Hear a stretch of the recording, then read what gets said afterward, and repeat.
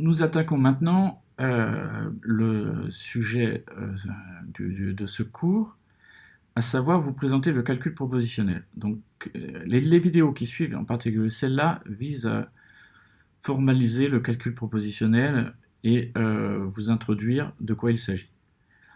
Alors, c'est quelque chose en fait d'assez intuitif et que vous avez peut-être déjà vu. La seule chose avec le calcul propositionnel, c'est que il y a parfois plusieurs façons de noter les choses, donc je suis obligé de les préciser. Si vous avez jamais entendu parler de calcul propositionnel, ou de logique propositionnelle, ce n'est pas grave, et il est aussi possible que vous ayez entendu parler de ces choses-là avec d'autres noms. Donc le but du calcul propositionnel, c'est de faire de la logique sur des vrais et du faux. C'est-à-dire, pour moi, faux, c'est 0, et vrai, c'est 1. Et la logique propositionnelle, c'est ce qui permet de discuter de connecteurs logiques, de connecteurs grammaticaux, comme la négation. Alors, c'est là que c'est important que se mette d'accord sur la façon de noter les choses. Donc, la négation sera notée avec ce symbole-là. La conjonction, je vais utiliser ce symbole-là pour dire un « et » logique, et la disjonction, le « ou » logique. Donc, l'idée de ça, c'est que on a des variables qui peuvent être soit vraies, soit fausses. Donc, ici, par exemple, P et Q. Et donc la négation logique, c'est simplement que si P est faux, donc s'il vaut 0, non P, sa négation vaut vrai, donc 1. Si P vaut 1, non P vaut 0. Donc c'est la négation qui en fait est un opérateur unaire. Le ou logique, donc un autre nom de ou logique, c'est la disjonction. C'est un opérateur binaire, donc qui est vrai si P ou Q est vrai. Donc c'est pour ça que ça s'appelle le ou logique. Autrement dit, si P et Q sont faux, c'est faux. Dans tous les autres cas, c'est vrai. Vous avez aussi le et logique, donc qui est vrai que si P et Q sont vrais. Donc voilà la table de vérité de la conjonction. Je vais aussi utiliser des implications. Alors là, c'est une convention, et c'est comme ça, c'est pas moi qui l'ai choisi, mais c'est comme ça. P implique Q est supposé, c'est chose à comprendre, à retenir peut-être de cette table de vérité en dehors des notations, c'est non P ou Q en réalité. Donc ça veut dire que P implique Q est vrai si, donc si P est vrai, P implique Q vaut en fait Q. Mais la convention, c'est que si P est faux, par définition, par principe, par convention, P implique Q est considéré comme vrai. Et vous avez l'équivalence, qui est en fait l'égalité, quelque part, entre P et Q. Savoir si P et Q sont équivalents. Donc l'idée de la logique propositionnelle, c'est de parler ensuite de fonctions booléennes, c'est-à-dire de fonctions qui prennent n arguments qui sont soit vrais, soit faux, et qui renvoient soit vrai, soit faux. Donc peut-être que des exemples sont mieux que toute cette longue dissertation. Voici un exemple de formule propositionnelle. Donc là, c'est la conjonction de la disjonction de P et Q et de R. Et cette chose code une fonction de 0,1 puissance 3 dans 0,1. Donc par exemple, pour P qui vaut faux, Q qui vaut vrai et R qui vaut vrai, eh bien P ou Q va faire donc 0 ou 1, c'est 1, que je fais un et logique avec 1, et donc ça s'évalue en vrai. Donc je pourrais faire la même chose pour toutes les autres valeurs possibles de triplet ici, pour P, Q et R. Donc ça code une fonction de 0,1 cube dans 0,1. Donc ici, c'est code ici une fonction de 0,1 au carré dans 0,1.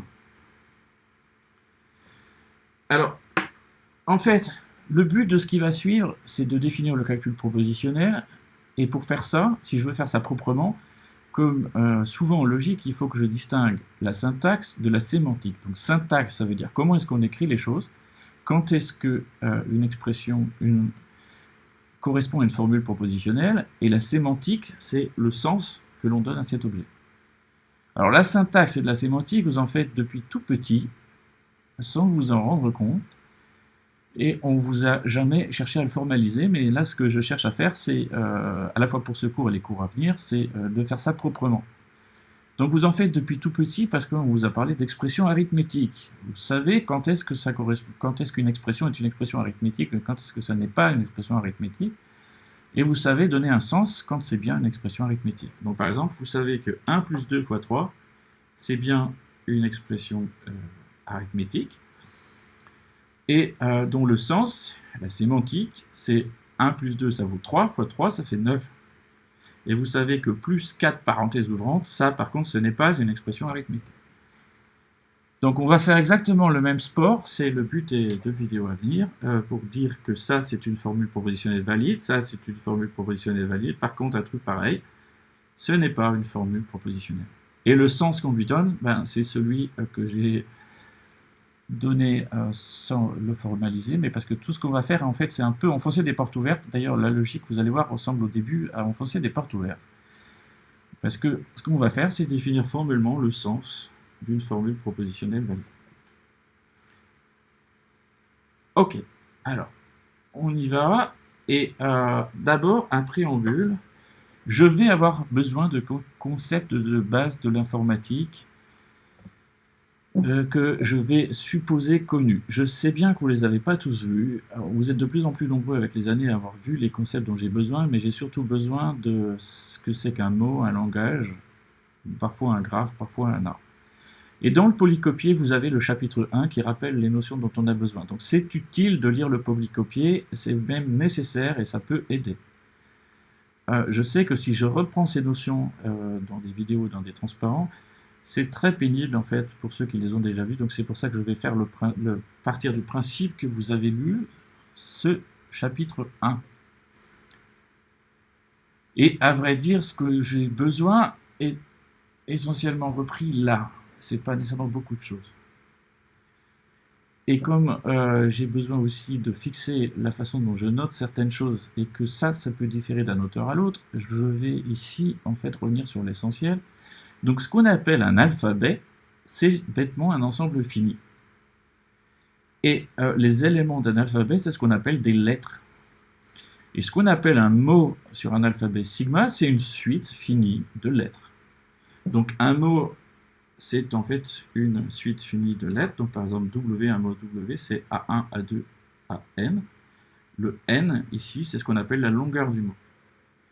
Il y a un mot particulier, il n'y en a qu'un seul, qui est de longueur 0, c'est le mot vide, que je vais noter epsilon, qui est parfois noté par certains auteurs lambda. Ce que je note sigma étoile, quand sigma est un alphabet, c'est l'ensemble des mots sur sigma. Et ce qu'on appelle un langage, c'est un ensemble de mots. Donc un langage sur un alphabet sigma, c'est un ensemble de mots. Donc, autrement dit, une partie de sigma étoile. Et quand on a deux mots, j'ai parfois besoin de les concaténer. Donc ça se note soit en mettant les deux mots l'un après l'autre, soit avec, avec le point pour la concaténation. Et la concaténation, c'est bêtement mettre les mots l'un au bout de l'autre. Donc par exemple, la concaténation du mot A, B, A, donc le mot de longueur 3 dont la première lettre est A, le deuxième B, la troisième A, etc. Avec le mot BA, eh bien c'est bêtement le mot A, B, A, B, A. Alors, si vous aimez les choses pédantes, je peux vous dire que la concaténation, c'est une opération associative avec un élément neutre, le mot vide. Bon, peu importe. Donc, des exemples de langage. Ben, l'alphabet binaire, il a deux lettres, 0, 1, et cette chose, ce mot de longueur 6, dont la première lettre est 1, la deuxième 0, la troisième 1, etc., est bien un mot sur cet alphabet binaire.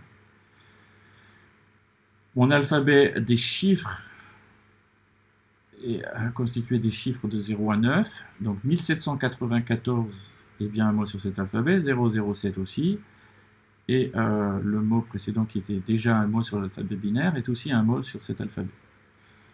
Et on va s'intéresser à définir, à parler de l'ensemble des nombres entiers non nuls écrits en base 10. Donc par exemple 1794 est dans N, c'est bien dans N, par contre 007 n'est pas, selon la convention usuelle, un nombre entier non nul écrit en base 10. Pourquoi? Puisque la convention, c'est qu'on ne commence pas un nombre entier par un 0, sauf s'il s'agit de 0. Troisième exemple, l'alphabet latin avec les lettres de A à Z. Donc vocalise est bien un mot sur cet alphabet. Ce mot-là, je ne vais pas répéter, est bien un mot sur cet alphabet. Et on peut s'intéresser au dictionnaire qui est le langage des mots d'un dictionnaire du français. Donc par exemple, haricot est un mot de ce dictionnaire. Et ce mot-là n'est pas un mot du dictionnaire du français. Et on peut aussi s'autoriser des caractères plus généraux. Donc ce que j'appelle Sigma Unicode, c'est l'ensemble des caractères qu'on peut écrire sur un clavier. Donc par exemple, génial, c'est la rentrée, est bien un mot sur cet alphabet.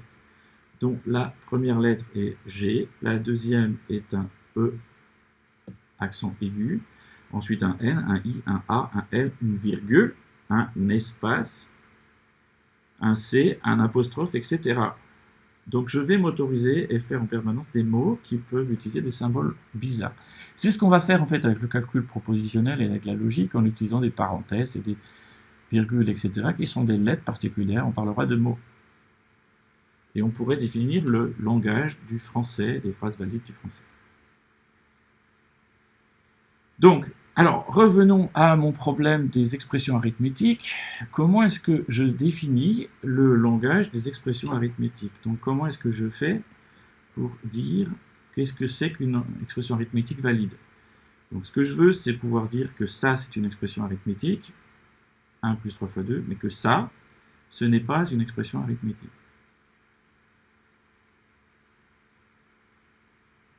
Sachant que cette chose-là et cette chose-là sont bien des mots sur mon alphabet, mais ne correspondent pour l'un à une expression arithmétique et pour l'autre, ce n'est pas une expression arithmétique. Mais si je cherche à faire ça de façon formelle avec les expressions arithmétiques, je me rends compte que la façon dont je le fais pour définir ça proprement, c'est en fait récursivement, inductivement. On définit les expressions arithmétiques de façon récursive, en disant que c'est parce que 2 est une expression arithmétique et que 1 plus 3 est une expression arithmétique que le produit de l'un par l'autre est une expression arithmétique. Donc ça, c'est quelque chose que vous avez fait de façon implicite sans vous poser de problème jusqu'à maintenant depuis l'école primaire. Et ce qu'on va bêtement faire, c'est la même chose avec le calcul propositionnel. Donc les formules propositionnelles, on va les définir sur un alphabet qui contient des symboles de variables. Les lettres 0, 1, la négation, le et, le ou, l'implication de l'équivalence, la parenthèse ouvrante, la parenthèse fermante, et on va définir ce que c'est que le langage des formules propositionnelles. Et donc pour faire ça, je vais définir ça de façon inductive, récursive. Et ce sera le but de la dernière vidéo de ce cours qui va faire ça.